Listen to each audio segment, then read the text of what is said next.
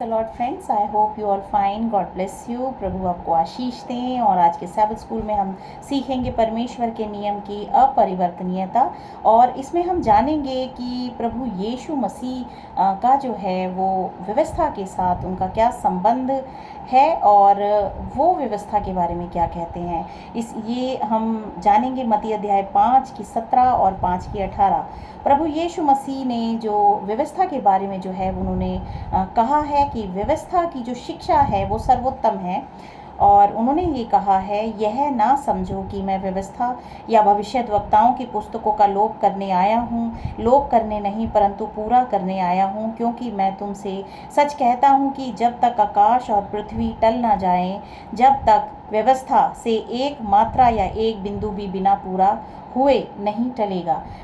इसका मतलब है कि परमेश्वर का नैतिक जो नियम है, परमेश्वर की जो व्यवस्था है, परमेश्वर की जो कानून हैं जो मनुष्य जाति को दिए गए हैं, और खुद परमेश्वर ने अपने हाथों से, यहोवा परमेश्वर ने अपने हाथों से जो है वो लिख कर मूसा को दिए हैं, और वो अपरिवर्तनीय हैं। और इस तरीके से प्रभु यीशु मसीह ने भी कहा कि कोई भी व्यवस्था की एक भी मात्रा या बिंदु जो है वो बिना पूरा हुए नहीं टलेगा।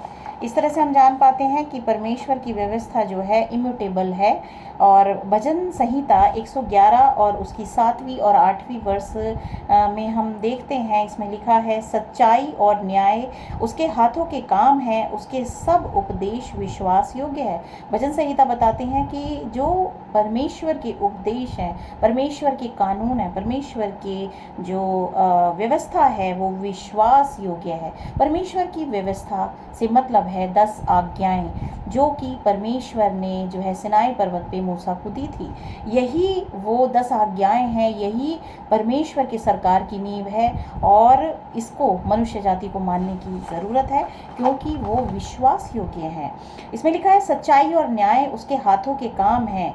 जो न्याय करने का जो अधिकार है वो परमेश्वर का है, और न्याय का आधार ही जो है ये व्यवस्था है जो कि परमेश्वर ने दी है। स्वर्ग में जो पवित्र स्थान है उसमें जो है वाचा की संदूक में जो है ये रखी गई हैं, और उसके ही प्रतिरूप के अनुसार मूसा को इस पृथ्वी पर जो है वो सब बनाया गया पवित्र स्थान, और फिर उसमें वाचा का संदूक रखा गया जिसमें कि परमेश्वर की व्यवस्था है, और जो आधार है मनुष्य जाति के न्याय का, उसी के आधार पर ही परमेश्वर हर एक मनुष्य का न्याय करेंगे।